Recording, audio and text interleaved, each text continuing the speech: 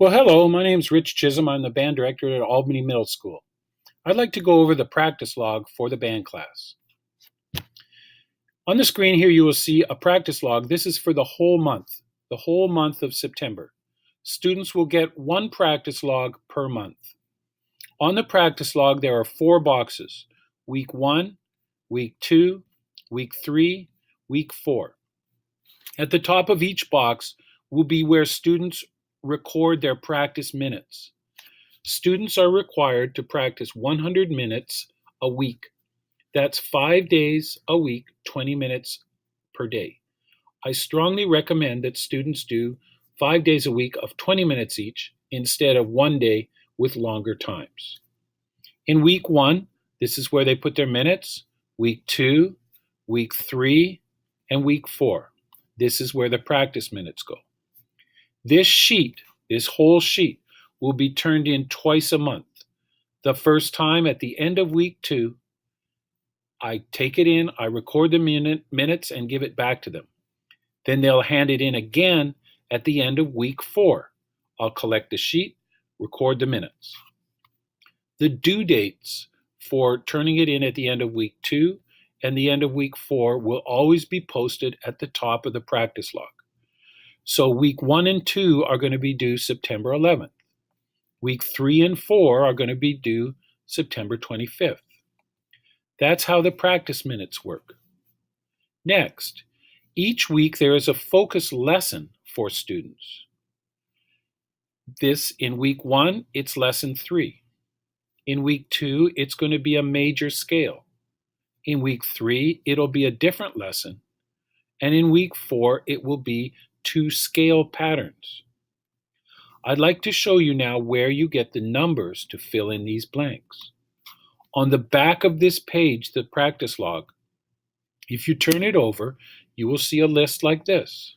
On the list are the bands. This is the 6th grade Cobra Band, 7th grade Concert Band, 8th grade Symphonic Band.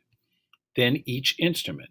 At the top, you'll see week 1, week 2, week 3, week 4. So when you look in week 1, and I'm going to use flute as an example. So if I played the flute in the Cobra Band, on week 1, I'm supposed to be doing lesson 3, number 12 is the focus. So I write this in, lesson 3, number 12.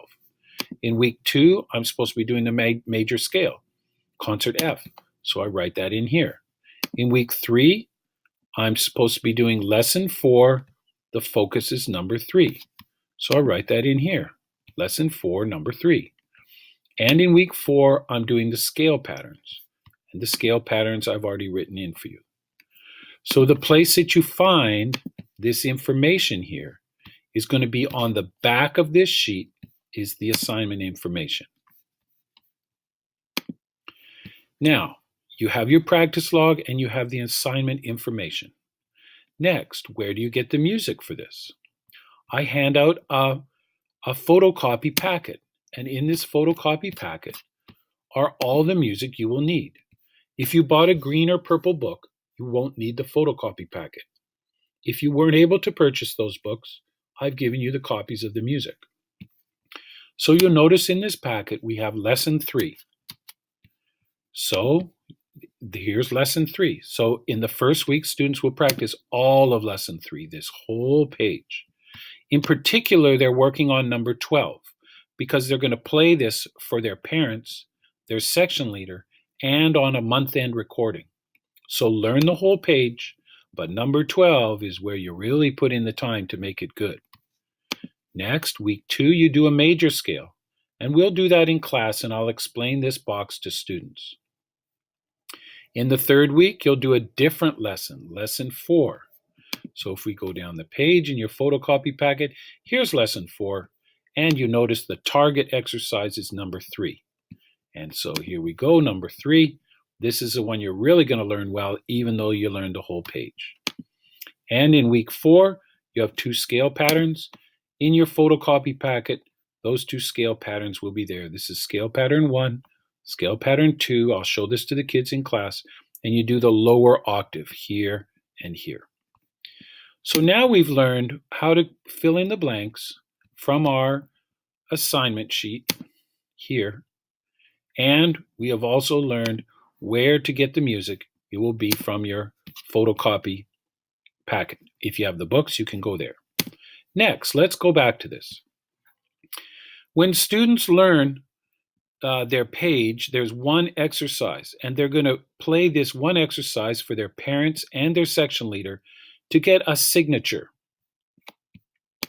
So for instance, in week 1, the student will go to their, for instance, their dad and say, "Hey dad, have a seat in this nice comfy chair, and look, I've made some nice iced tea for you. I'd like to play number 12 for you so you can sign off my practice log."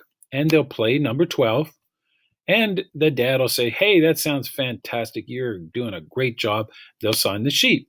Or they may say, "Hey, you're doing a great job, but I think it could be a little bit better. I heard a couple notes that weren't quite right. Just make sure you have it really solid and come back and play it for me again in a few minutes." Once the parent signs it off, then the student goes to the section leader. The section leader is the first chair in their section in the band. They can play the sign off for the section leader before class, after class, lunch tutorial on Monday, Wednesday, or Friday, before school or after school. So this same one exercise here, they'll play for the section leader. And this is like a pair share. So for instance, in English class, if they have some terms and definitions, they'll often be assigned a pair share. Well, they'll turn to their partner and exchange definitions. And if the student is not able to say the definition for each term, they'll say, "Hey, you need to go work on these 2 words and let's try it again and see if you can match them all up." It's the same pair share with the section leader here. They'll say, "Hey, play this exercise. If there's a couple wrong notes, etc., they'll say, "Hey, it's really good, but you need to try it again, please, and make sure you have all the right notes." Please keep in mind the section leader is not giving a grade. It's only a pair share. I will give the grade at the end of the month when I listen to the recording. And now, since we're talking about recording, this is where, at the end of the month, these items that we've done for the student signed off, the parent signed off, and the section leader signed off, this same one exercise will go on a recording at the end of the month. And the rationale is that if they played it for their parent and their section leader, it's going to be pretty darn good and they're going to be confident. So doing the recording at the end of the month for this one exercise is going to be pretty easy. Same thing with the major scale. They played it for their parents, they played it for their section leader, and they're going to do a great job on their recording. The 3rd week, it's going to be this one number for their parents and section leader, and week 4, these 2 exercises. I'm going to give a tutorial on how to record the tape. It's very easy with a smartphone form at a later date. But for now, remember, these 4, number 12, the scale, number 3, the 2 patterns, this is what's going to be on the tape at the end of the month. So just as a visual here, let's go through this really quickly. In week 1, they have minutes, a lesson, and a number. Week 2, they do a scale and their minutes. Week 3, they do a lesson and number with their minutes, and week 4 is the scale patterns.